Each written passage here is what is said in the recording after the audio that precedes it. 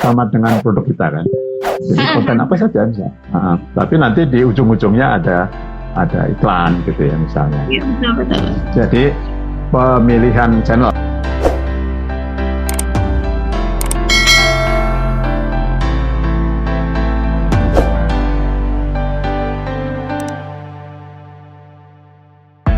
Halo, assalamualaikum warahmatullahi wabarakatuh. Selamat sore, sahabat anak komputer.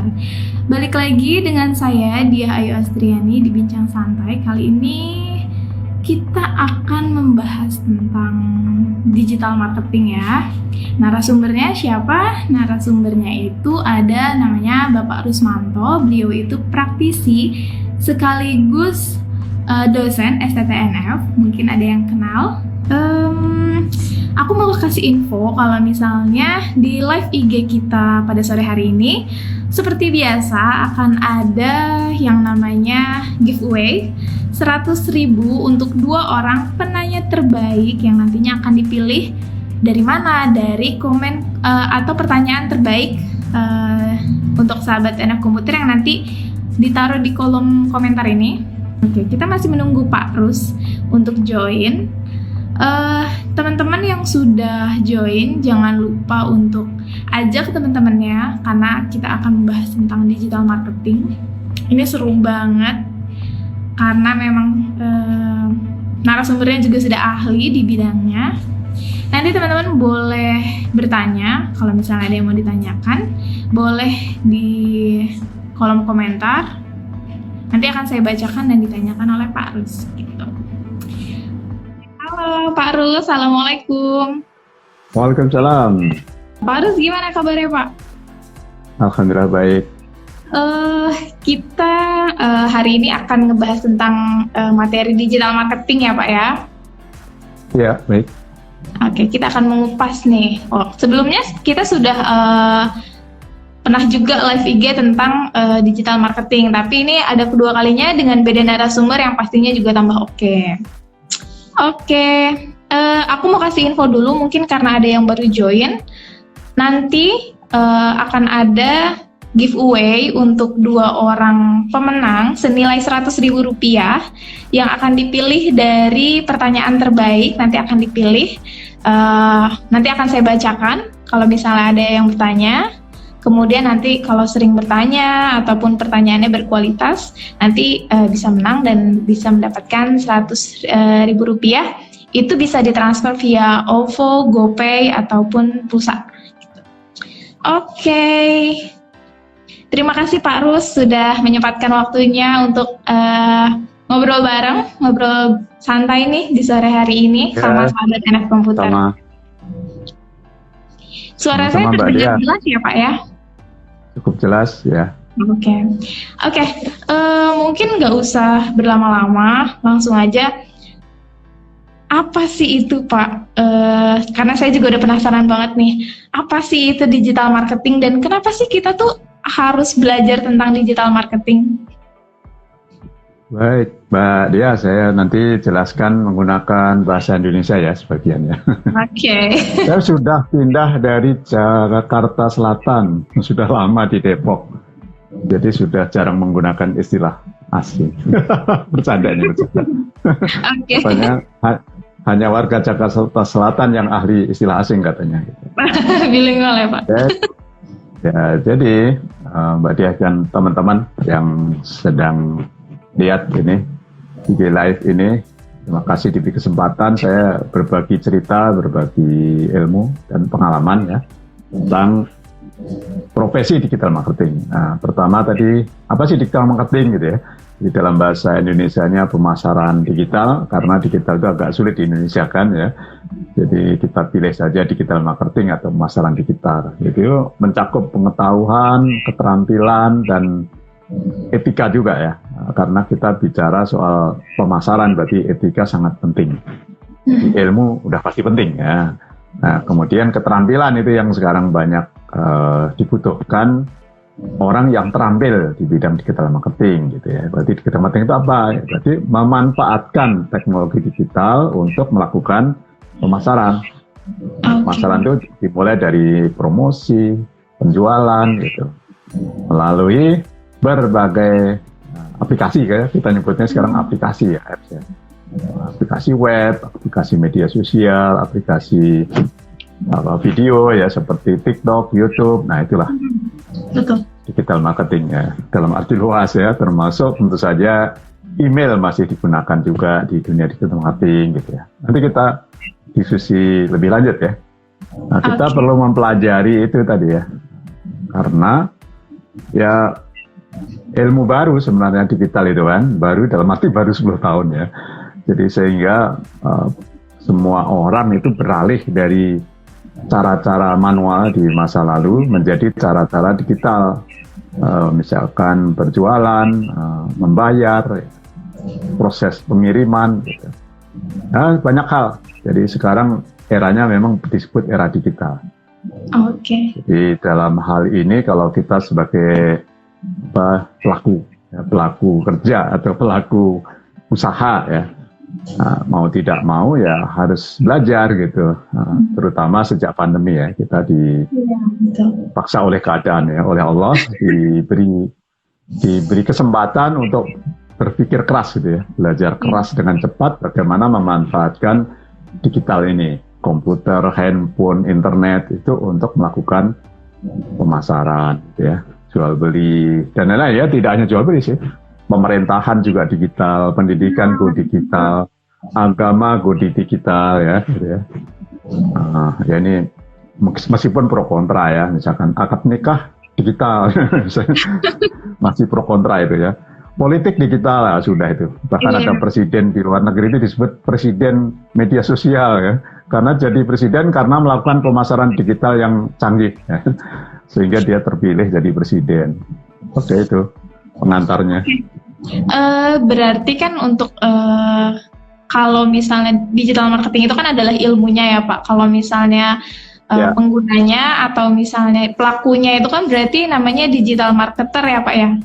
Ya betul. Nah kira-kira itu tuh apa sih Pak yang harus dipelajari oleh si digital marketer untuk bisa menjalankan ilmu digital marketingnya gitu Pak?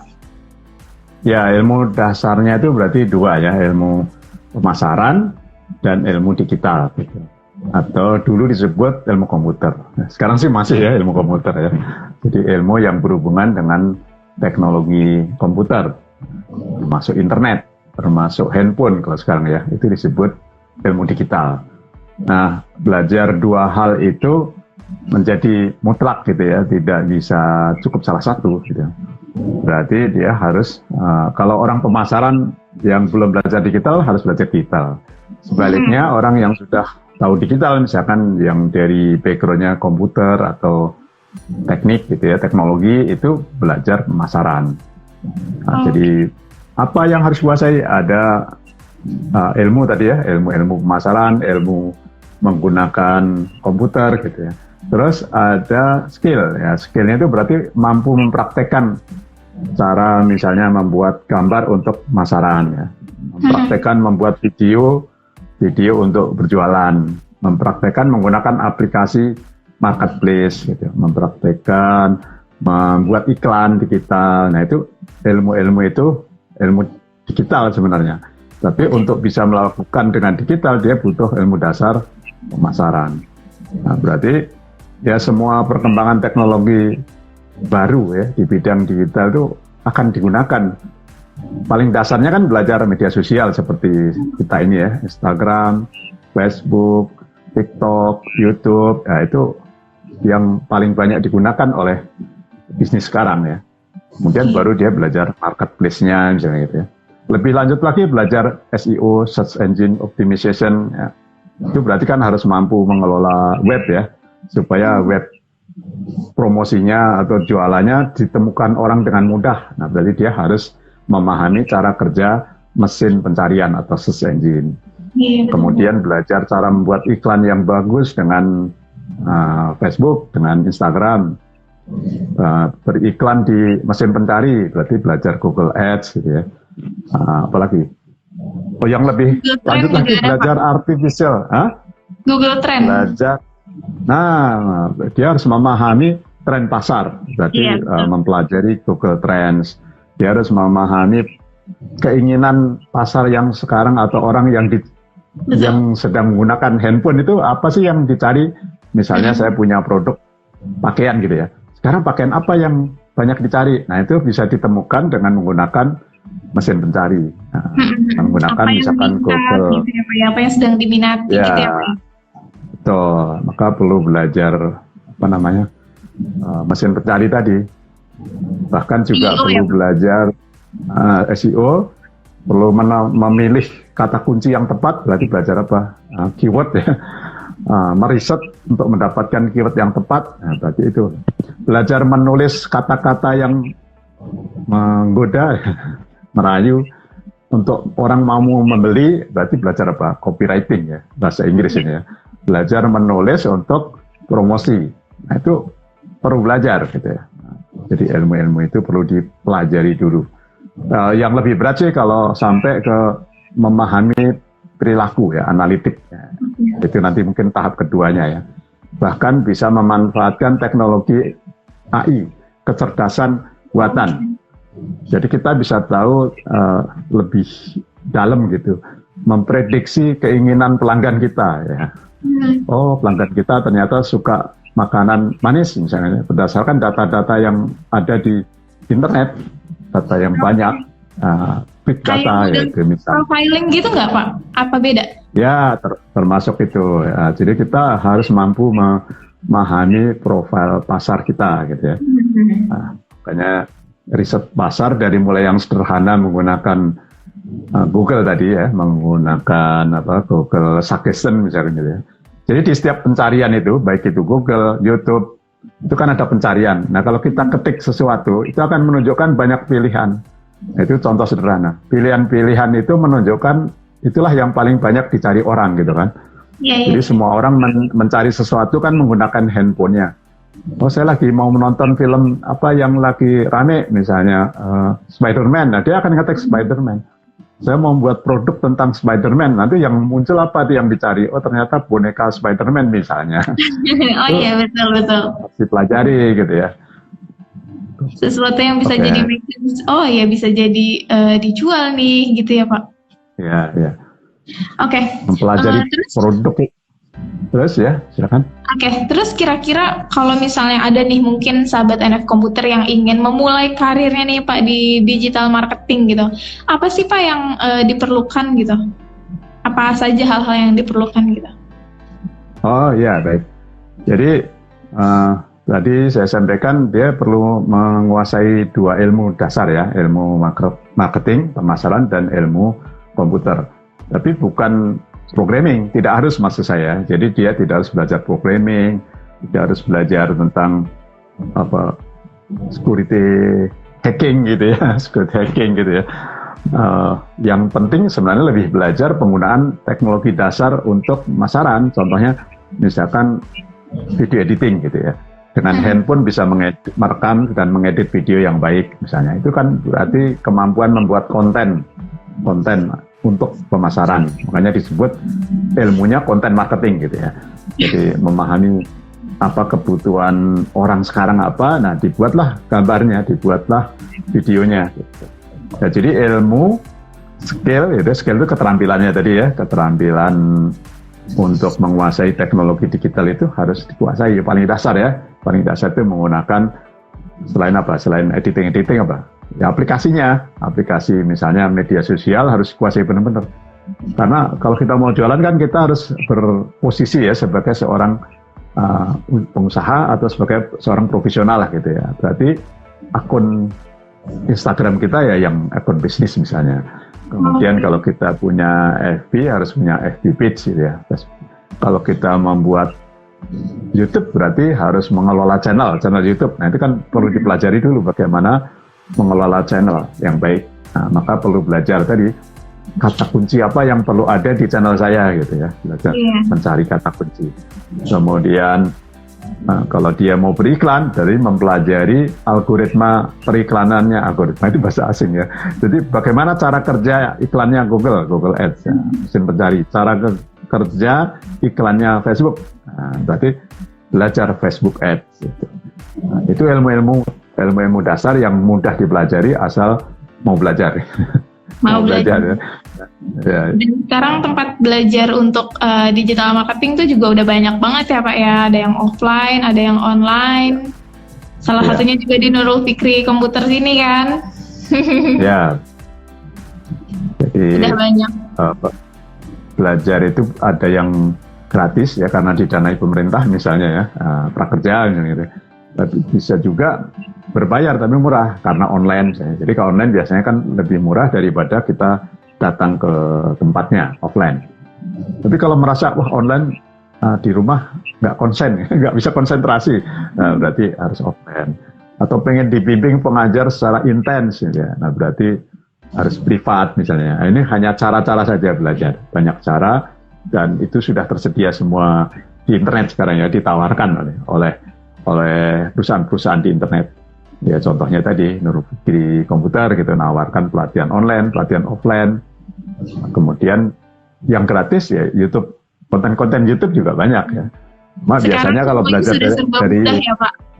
Ya betul, hanya kadang evaluasinya kan kurang kita itu. Nah, kalau belajar tanpa dievaluasi, jadi kita tidak tahu. Oh saya sudah memenuhi standar belum ya? Standar itu maksudnya memenuhi syarat untuk bisa bekerja, kompetensi kerja gitu ya. Berarti kalau belum kan, dia perlu belajar yang menggunakan struktur kurikulum atau urutan kurikulum sesuai dengan standar kompetensi kerja misalnya. Itu ya, betul. Sekadar pembanding saja. Jadi belajar dari YouTube bisa. Jadi kadang susah mengukur kalau tidak ada yang menguji gitu kan. Kalau di YouTube kan nggak ada tesnya kan. Jadi kalau belajar online melalui lembaga pelatihan online, nah itu di sana ada sistem tesnya atau sistem penugasan dan laporan misalnya. Nah di situ benar-benar kita tahu kemampuan kita itu sudah sampai di mana. Ya, nah ini sekadar trik saja ya.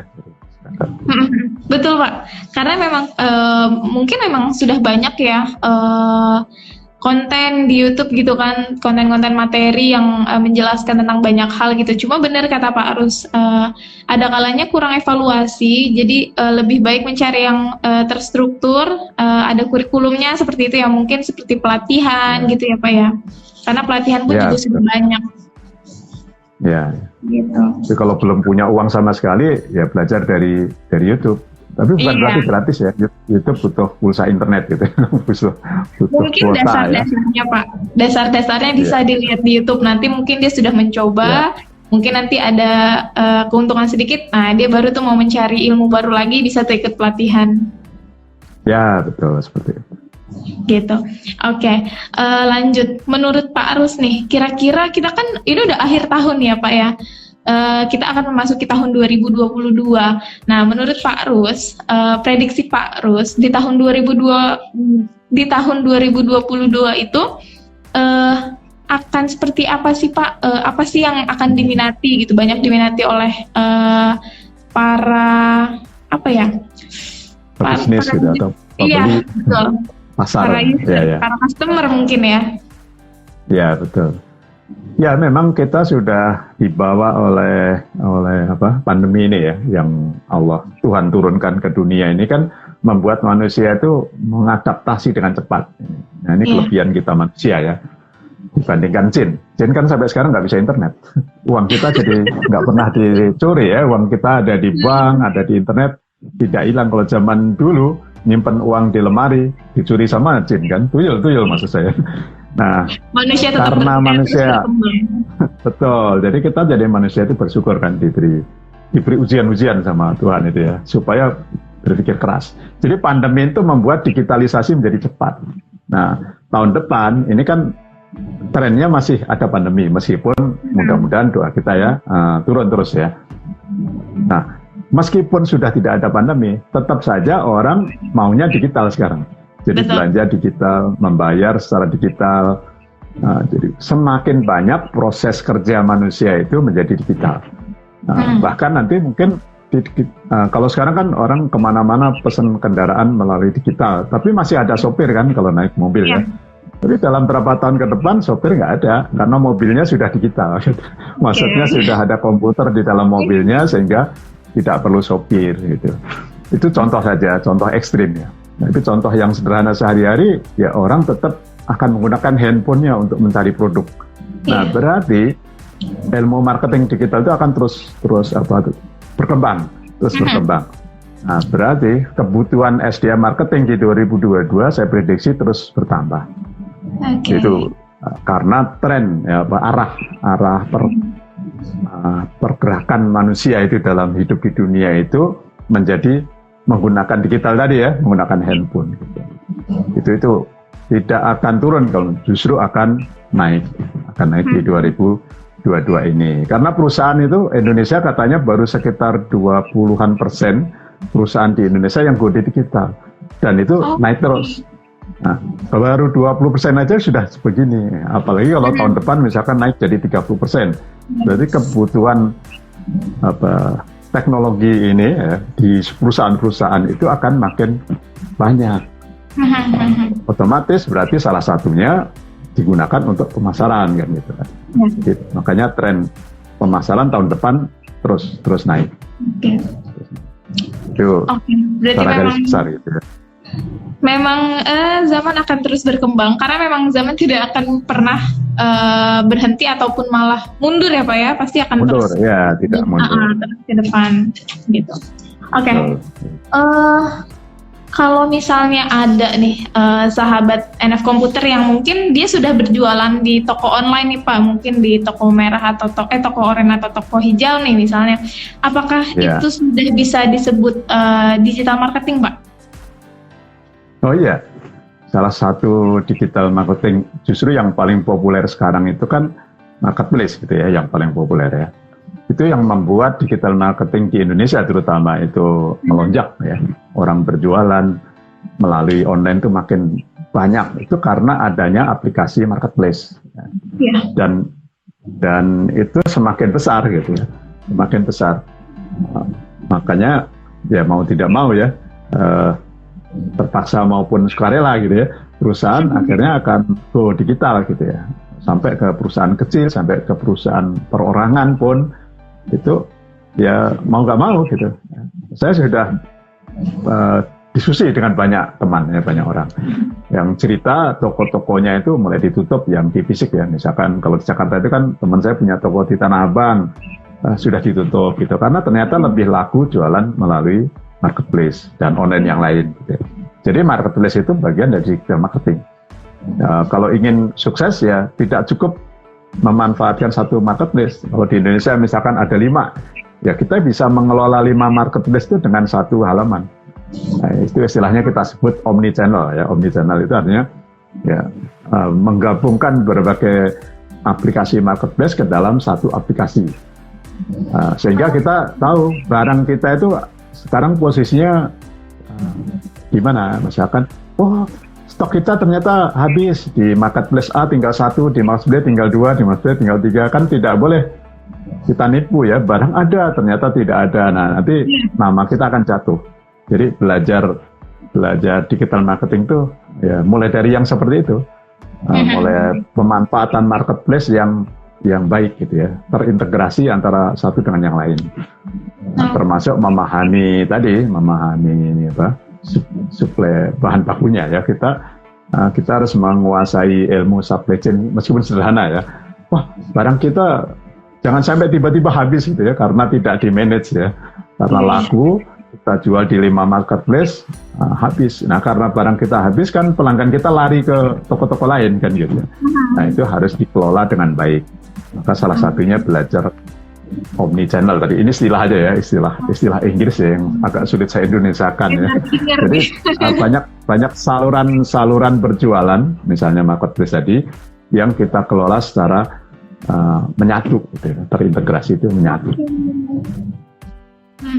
Jadi saya juga semakin kesini tuh kalau misalnya saya ingat banget misalnya saya punya satu toko online jauh, dia di daerah Sidoarjo. Dulu waktu tahun 2019 itu dia masih cuma jualan di Instagram gitu. Sekarang dia udah jualan di Instagram, terus ada dia update juga di Facebook, di semua platform sosial media, terus di toko-toko, dan dia sekarang juga punya website. Itu berkembangnya pesat sekali, saya ngeliat, Oh iya, keren banget ya ternyata. Kalau misal Ya, memang ya, dipelajari gitu ya Pak ya. ya, betul. Padahal Jadi juga dia kalau hanya menjual apa ya, barang yang sebenarnya itu tuh di bawah 100 ribu lah gitu. Cuma yang peminatnya murah banyak ya, banget karena dia mungkin pintar ya Pak ya, mungkin pintar ngatur strateginya gitu. ya, benar, Oke. benar.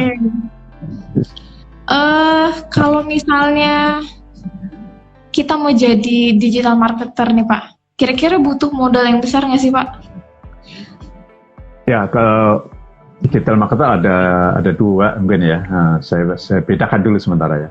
Jadi yang dia benar-benar sebagai wirausaha ya. Jadi dia jualan sendiri, kemudian memarketingkan sendiri. Jadi profesi dia sebenarnya dua kan, sebagai pengusahanya dan sebagai karyawan bagi perusahaannya, karyawan marketernya tadi, digital marketer ya. Jadi sebagai karyawan yang bertugas memasarkan produk dirinya sendiri ya. Itu kalau dia berposisi di dua hal ya berarti kan harus memahami ilmu bisnisnya yang lain, tidak semata-mata pemasaran ya. Tadi misalkan membuat produk yang tepat, memastikan apa, bahan bakunya tidak terlambat gitu ya kalau barang ya. Nah, kalau jasa jadi pelayanannya baik, memuaskan pelanggan ya, tidak mengecewakan pelanggan. Jadi ilmu bisnis harus dikuasai. Nah, yang kedua, ilmu pemasarannya sendiri ya, ilmu pemasarannya sendiri itu harus didalami. Salah satunya adalah strategi. Jadi dia harus punya strategi pemasaran yang tepat. Strategi sederhananya gini, kalau dia punya produk dan ternyata di pasar itu sudah ada produk lainnya. Nah, dia kan harus tahu apakah saya mau menargetkan orang yang sama, pasar yang sama. Berarti dia harus tahu istilah targeting ya, segmenting gitu ya, membuat segmen pasar yang kemudian dia pilih sebagai target. Contohnya ya, ini contohnya, pesaingnya itu membuat harga mahal karena kualitasnya sangat bagus. Targetnya orang kaya misalnya gitu ya, baju harganya 500.000 satu, nah, itu kan berarti orang kaya lah. Tapi dia, saya akan fokus ke orang menengah gitu ya, kelas menengah ya, bawah, harga baju saya 100.000, berarti hanya 1/5-nya pesaing tadi kan, modelnya sama, warnanya sama gitu ya, mungkin beda dari bahan, beda dari kualitas jahitan misalnya gitu. Ini sekadar contoh aja. Itu bisa jadi dia sukses meskipun murah, ya, kualitasnya sedikit lebih rendah karena pasar yang dia pilih tepat. Yeah. Itu namanya kan menentukan pasar ya. Jadi strategi menentukan pasar. Terus nanti juga strategi menentukan harga, itu penting. Apakah saya harganya lebih murah dengan kualitas lebih rendah, atau kita memposisikan sebagai yang kualitasnya tinggi sekalian dengan pesaing yang sejajar ya. Oke, saya mau membuat kualitas yang tinggi, harganya lebih mahal, tapi kita dikenal sebagai penjual barang yang kualitasnya tinggi. Kalau jasa juga sama lah, pelatihan ya. Nah, pelatihan kualitas tinggi itu ya berarti misalkan ya kalau di ruangan komputernya sudah 4 core gitu misalkan ya, memori RAM-nya minimal 8 GB misalnya, ini sekadar contoh ya. Itu menunjukkan dia memberikan kualitas yang tinggi, jadi wajar kalau harganya lebih mahal gitu. Nah, itu target pasar, target dan membedakan dengan pesaing. Jadi kita positioning bahasa Inggris lagi ya, memposisikan produk kita di pasar itu beda dan khas gitu ya. Nah, itu sangat penting itu strategi itu.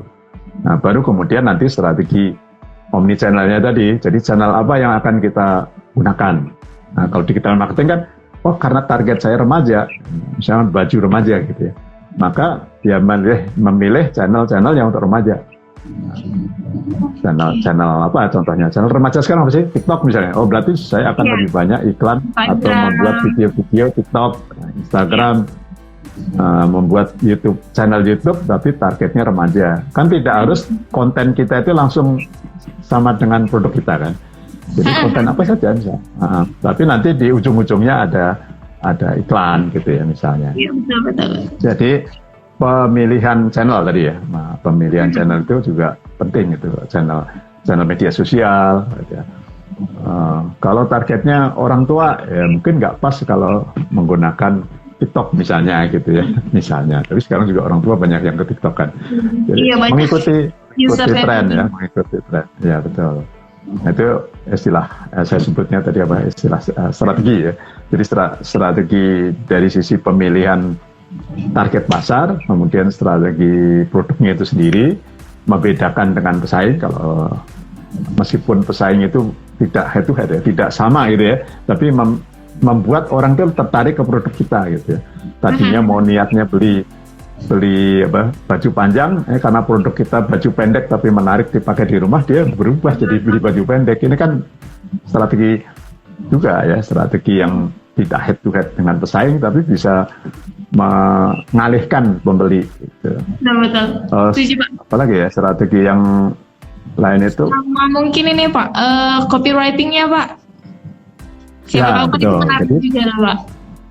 Betul. Jadi ketika dia masuk dunia digital, hal yang tidak dilakukan di dunia manual zaman dulu ya, zaman dulu itu adalah kita harus memiliki kata-kata yang tepat ya. Kata-kata yang tepat itu termasuk di iklan. Jadi tidak hanya kata-kata tagline ya, tapi juga setiap iklan produk itu kita menggunakan kata yang menggoda gitu ya, yang menggoda. Maka disitulah perlu belajar yang namanya copywriting kalau di digital marketing ya. Jadi pemilihan kata yang tepat sesuai dengan produk kita dan sesuai dengan pasar kita. Jadi kata-kata untuk remaja akan beda jauh dengan kata untuk orang tua gitu ya. Kalau target kita orang kaya akan beda dengan kata-kata yang digunakan untuk kelas menengah atau bahkan bawah gitu. Seperti itu. Itu strategi kita harus ditentukan di depan ketika kita sudah mulai memiliki produk gitu. Kalau belum punya produk masih riset, nah berarti riset produk dulu kan. Saya mau memasarkan produk apa ya gitu. Ini tadi masih membahas orang yang berjualan langsung dengan produknya ya. Nah bisa juga kita kan diberi tugas menjadi marketer itu sudah ada produk ya. Produknya sudah ada, berarti kita cukup belajar menguasai produk itu. Ini produk apa ini? Kualitasnya seperti apa nih? Apa bedanya dengan pesaing? Kemudian pasarnya siapa nih ya? Hampir sama tadi, bedanya produknya sudah ada nih sekarang. Nah, berarti kita fokus ke pemasarannya aja. Disesuaikan dengan kebutuhan pasar yang dituju oleh si pemilik produk ya. Kalau kita hanya bertugas sebagai marketer ya, berarti kan ilmu yang dikuasai langsung sesuai dengan target pasar. Kita nggak perlu memikirkan lagi siapa target pasar kita, sudah ditentukan oleh pemilik produk kan gitu. Tolong ya dibuatkan konten marketing untuk anak-anak ya. Berarti kita harus membuat konten yang tujuannya untuk anak-anak. Misalkan gitu ya, kita jualan mainan atau jualan apa gitu ya. Nah, atau mungkin kalau jualan mainan itu bisa ke orang tuanya Pak. Ya betul. Bisa orang tuanya, bisa juga anaknya. Karena kan sekarang anak-anak sekarang digital ya. Sudah langsung melihat YouTube. Yang udah menggunakan udah banyak yang pakai sosial media juga ya, mereka banyak lihat. Ya. Kalau pengamatan kami itu, saya itu rata-rata mereka sudah mengenal YouTube tuh anak-anak. Jadi betul. Salah satu yang harus digunakan channelnya itu adalah channel YouTube. Baik itu konten maupun iklan ya. Kalau konten itu konten yang menarik supaya orang lihat channel kita, kemudian di channel kita menawarkan produk kita gitu ya, atau produk yang kita pasarkan. Bahkan kalau perlu kita bayar YouTuber yang sudah jutaan subscribernya misalnya gitu. Itu kan harus memilih YouTuber yang tepat gitu. Tuh. Kayak ini ya Pak, waktu viralnya Squishy itu kan viral banget itu, dan banyak banget kayak di sepanjang jalan tuh orang tuh jualan Squishy, slime kayak gitu kan, targetnya anak-anak itu kan benar-benar meledak gitu waktu pada zamannya kan. Iya. Mungkin contohnya seperti itu ya. Iya. Oke. Kayaknya ada yang nanya nih Pak. Kita jawab pertanyaan dari sahabat NF Komputer dulu ya Pak. Bacakan. Oke. Yang pertama dari Muhammad_Arkan29. Assalamualaikum Pak, saya ingin bertanya, apa kesulitan menjadi seorang bisnis marketer dan apa kekurangannya dari kita berjualan online? Terima kasih Pak. Oke. Ya, jawab itu dulu ya, satu-satu. Oke, kesulitannya Pak, kesulitan menjadi seorang bisnis Ya, marketer dan kekurangannya dari kita berjualan online. ya. Nah, kalau kita belum punya dua ilmu tadi ya, berarti biasanya sulit di salah satunya. Karena jarang kan orang yang ketika belajar, misalkan sejak SMA atau SMK atau kuliah itu langsung punya dua ilmu, itu jarang. Karena jurusan digital marketing itu baru ada beberapa tahun terakhir ya. Mungkin baru mulai ada lulusannya sekarang gitu ya. Bahkan kalau di kampus saya malah baru berdiri jurusan program studi atau peminatan digital marketing. Jadi kesulitannya di situ biasanya menguasai teknologinya. Itu kalau bagi orang yang sudah punya ilmu pemasaran ya, punya ilmu bisnis. Nah sebaliknya kalau dia sudah bisa buat web gitu ya, sudah bisa bahkan membuat aplikasi mobile, nah itu kesulitannya biasanya ilmu bisnisnya gitu. Ilmu bisnisnya itu ya terutama ilmu marketingnya kan, memahami produk, riset produk, ya, termasuk mengelola organisasinya ya. Misalkan yang namanya perusahaan bisnis meskipun kecil kan ada karyawan misalnya, mengelola, terus ada uang yang masuk, uang keluar, mengatur keuangan. Nah itu yang sulit kalau bisnis. Ya.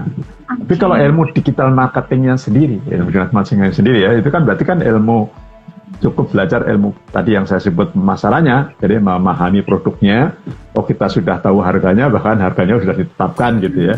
Terus kemudian targetnya, nah itu yang harus kita runcingkan ya, kita teliti. Nah setelah tahu targetnya, memposisikan di pasar, kita tahu ya. Nah baru mulai menyusun programnya. Nah, program misalnya membuat iklan. Nah, target iklan itu apa? Ya, berarti yang sulit di sini itu adalah menganalisis itu pasar ya. Itu yang ilmunya agak sedikit sulit. Berarti sebagai contoh ya, kalau teman-teman sudah punya web gitu ya, belajar sudah punya web untuk pemasaran, jadi punya toko online lah gitu ya, atau punya landing page, punya web untuk orang bisa melihat produk kita pertama kali. Nah, itu kan web itu harus ditemukan itu orang dengan mudah di internet.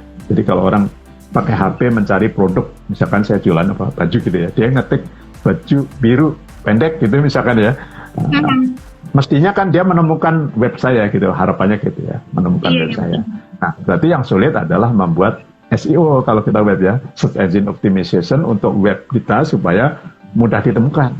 Nah, berarti belajar apa? Satu, belajar ilmu web tadi, bukan programmingnya ya, ilmu WordPress-nya, kemudian belajar SEO-nya, memasukkan plugin di web kita, kemudian belajar Google Search Console istilahnya ya, bagaimana melihat kualitas atau performance web kita di mata mesin pencarinya, mesin pencari Google dalam hal ini. Nah itu berarti mempelajari itu. Itu jika belum pernah belajar, nah berarti yang berat biasanya belajar itunya gitu ya. Belajar Google Search Console, kemudian belajar Google Analytics. Oh, web kita itu dikunjungi orang hanya 1 menit terus dia pergi. Nah itu kan harus dipelajari. Mengapa dia hanya masuk ke web kita 1 menit? Kenapa tidak klik dan klik lagi gitu misalnya? Itu teman-teman, itu jika baru belajar ya. Jadi jika baru pertama belajar, yang berat biasanya mempelajari ilmu digital marketingnya yang tingkat level kedua tadi ya, level saya sebut level lanjut gitu ya.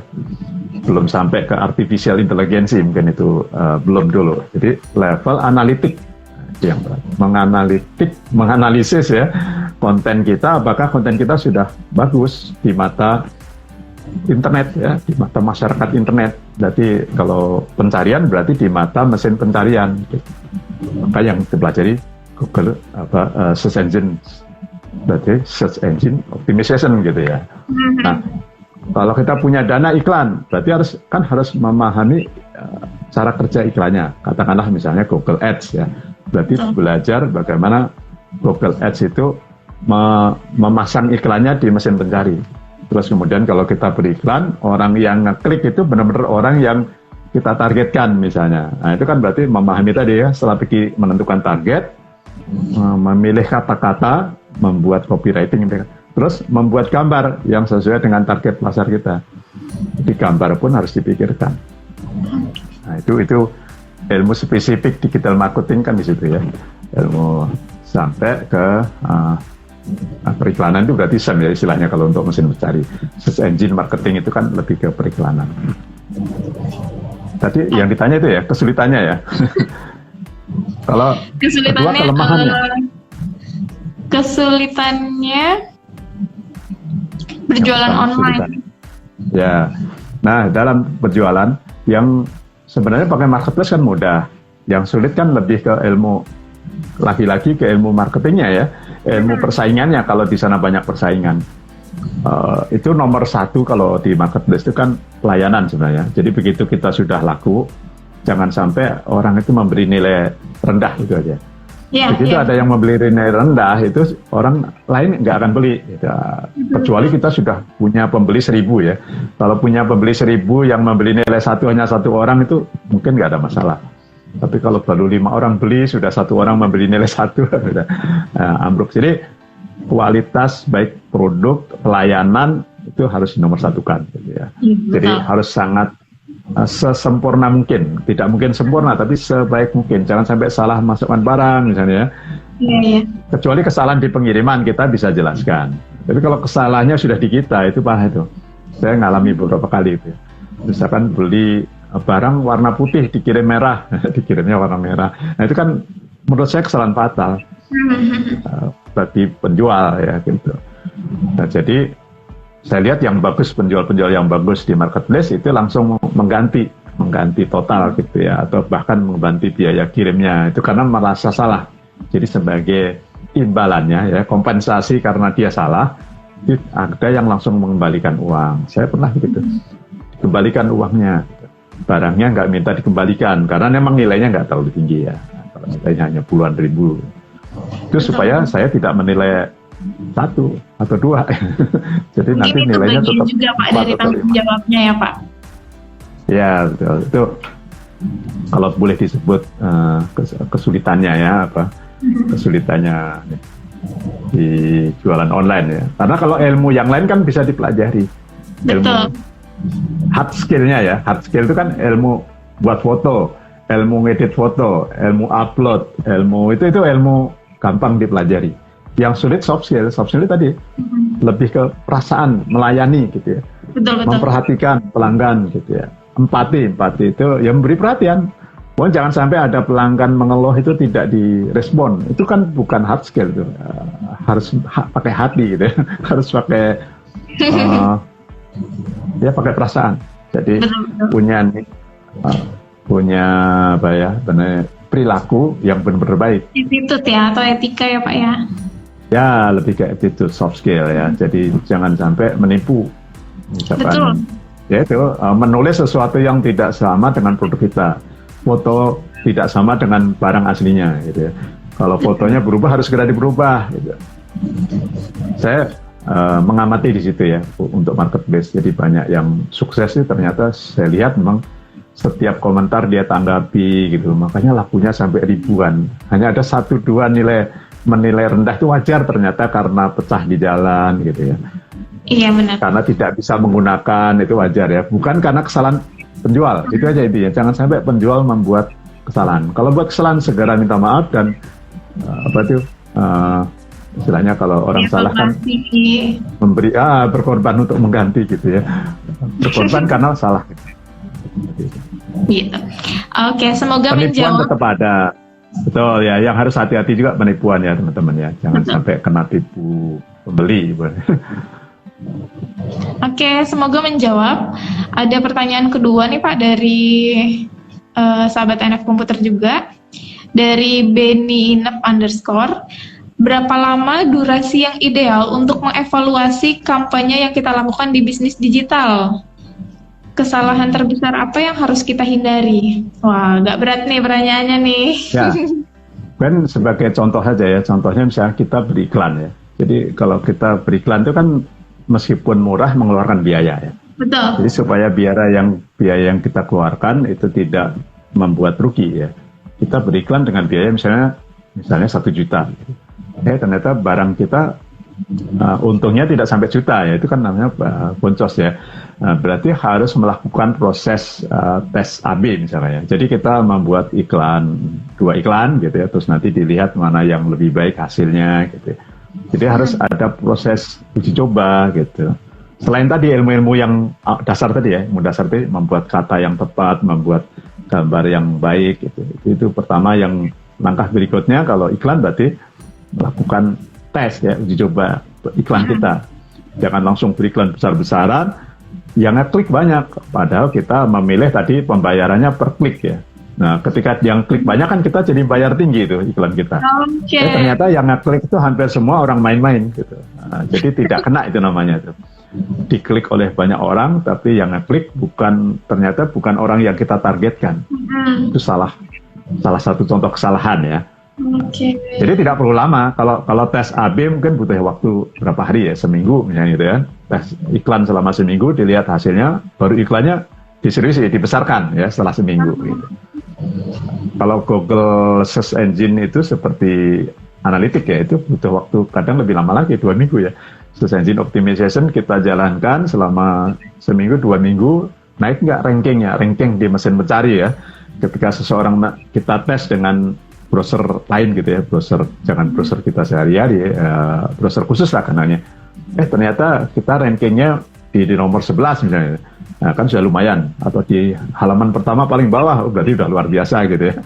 Tinggal menaikkan. Nah, itu butuh waktu memang kalau optimization search engine. Tapi kalau optimasinya tidak melalui SEO ya, tapi menggunakan iklan, tadi yang harus diperhatikan ya.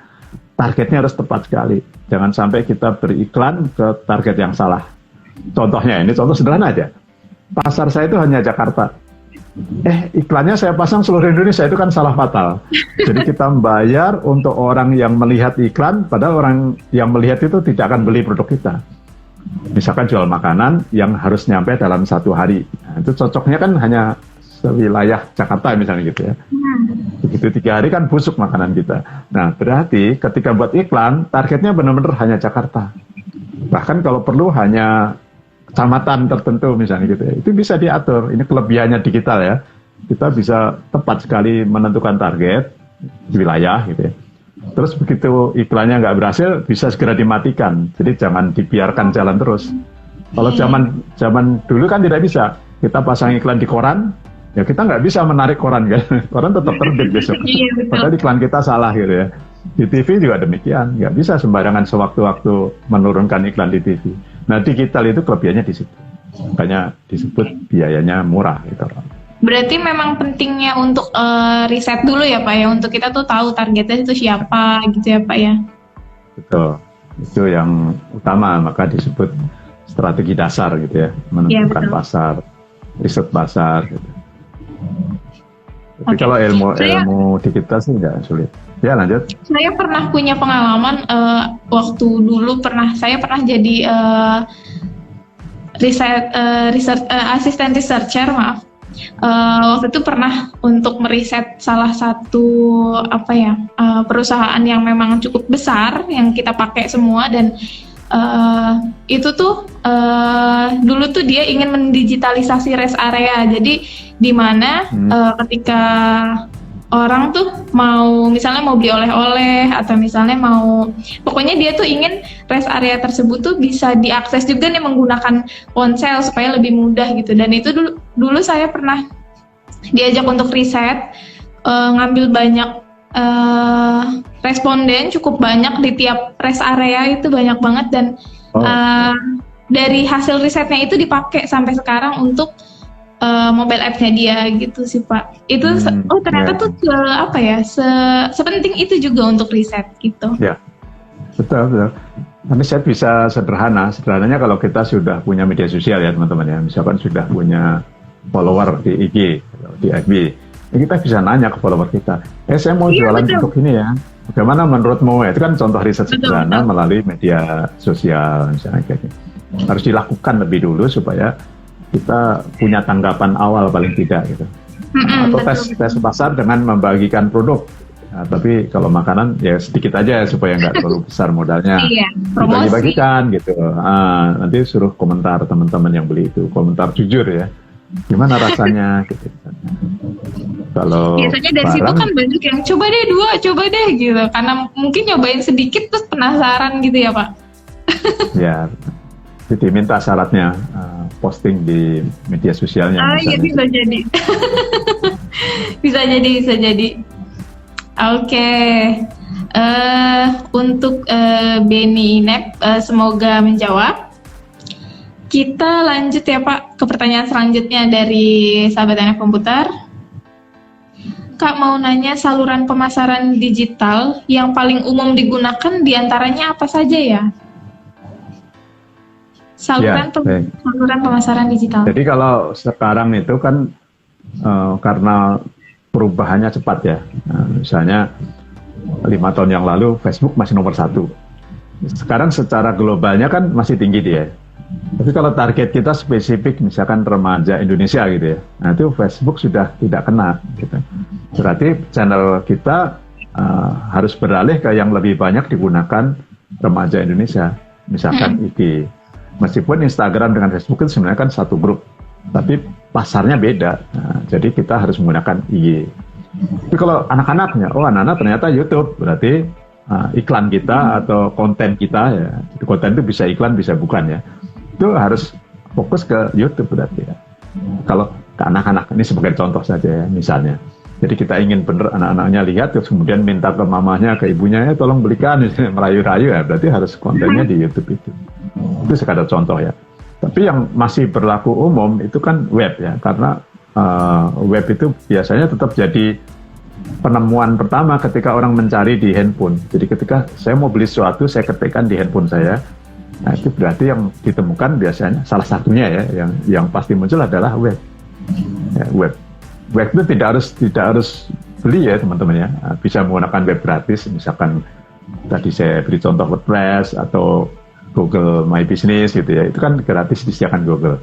Jadi kita bisa membuat di sana supaya mudah ditemukan orang. Jadi namanya channelnya channel web. Gitu. Jadi yang paling banyak digunakan masih itu media sosial seperti Instagram, web. Nah, dan tentu saja channel yang umum banget ya seperti WhatsApp itu kan umum banget gitu. Tapi kalau channel yang khusus memang untuk marketing ya saat ini masih Instagram. Nah belakangan berubah kembali berubah ke TikTok gitu ya. Ini 2 tahun terakhir gitu ya. Jadi TikTok naik gitu ya. Berarti teman-teman ya harus buat video singkat itu, video setengah menit, 1 menit, sekarang bisa 5 menit gitu ya. Maksimum 5 menit untuk TikTok. Nah, ada canda-candanya, ada goyang-goyangnya, tapi ujungnya kita jualan sebenarnya. itu kalau boleh disebut tren ya, perubahan tren gitu ya. Jadi Instagram ya seperti yang kita gunakan tuh masih tinggi di Indonesia. Nah, grupnya Facebook ya, Instagram, Facebook ya, WhatsApp itu kan satu grup. Nah, grup lain ada Google. Nah, grup Google itu kan ada YouTube, ada Google My Business atau web. Nah, itu grupnya Google. Ada Android itu sendiri ya, apps. Kalau kita membuat aplikasi di Android, berarti kan itu otomatis akan masuk jaringannya Google ya. Tapi itu mobile marketing yang sudah lanjut ya. Mobile marketing yang sederhana ya tetap media sosial saat ini yang paling banyak digunakan ya teman-teman. Oke. Terima kasih banyak nih Pak Rus jawabannya. Mungkin karena durasi juga, kita juga nggak bisa lama-lama banget nih Pak, padahal lagi seru banget nih pertanyaannya dan masih banyak banget pertanyaan yang pengen saya tanyain. Dan masih banyak juga pertanyaan dari sahabat NF Komputer yang belum terjawab, tapi durasinya juga kita belum memungkinkan. Mungkin next time kita akan bikin part 2 mungkin. Nanti kita tanya sama boleh. tim NF Komputer. Terima kasih banyak Pak Rus. Terima kasih juga untuk sahabat NF Komputer yang sudah join. Mungkin untuk pertanyaan saya tutup boleh ya Pak? Ya, silakan. Ya oke. Terima kasih Pak Rus untuk waktunya, untuk materinya yang sangat luar biasa pada sore hari ini. Sahabat NF Komputer juga yang join dari awal sampai akhir, mantengin kita, nonton kita. Terima kasih juga yang sudah bertanya. Aku mau membacakan penanya terbaik pada sore hari ini yang beruntung mendapatkan voucher senilai Rp100.000 untuk 2 orang, berarti masing-masing Rp50.000. Oke, yang pertama, ini sudah dipilih sama tim kita. Jadi yang pertama itu ada Oke. Yang pertama itu ada Muhammad_Arkan 29. Oke, selamat ya. Nanti kamu bisa DM ke IG kita, nanti akan di follow up oleh admin kita. Yang kedua, pemenangnya itu Beni Inap, penanya terbaik juga. Nanti jangan lupa DM ke akun Instagram NF Komputer, nanti akan di follow up juga sama admin kita. Mungkin dari saya menyayangkan durasinya nggak bisa lama, tapi mungkin next time kita bisa ngobrol-ngobrol bareng lagi Pak dengan durasi yang panjang. Terima kasih banyak Pak Rus, terima kasih materinya, keren banget. Ya, sama-sama, makasih. Sama-sama, makasih. Oke, semoga nanti mungkin teman-teman yang belum follow IG Pak Rus bisa di follow, atau juga yang belum follow IG NF Komputer bisa di follow. Dan juga jangan lupa pantengin website kita ya di www.neurofikri.com gitu. Dan di situ tuh banyak ada materi dan pengajar-pengajar yang hebat juga. Dan termasuk nanti materi digital marketing ini akan ada ya Pak di tahun 2022 ya? Ya, baik. Insya Allah. Jadi ada produk khusus untuk menjadi spesialis ya, profesional di bidang digital marketing.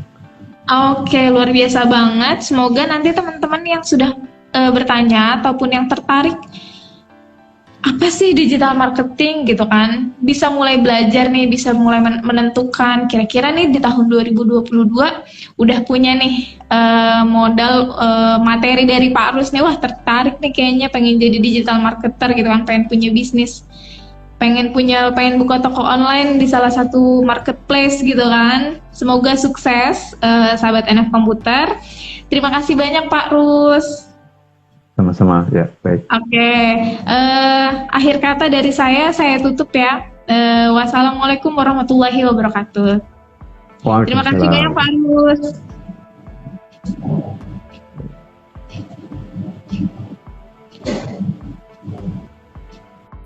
Halo, assalamualaikum warahmatullahi wabarakatuh.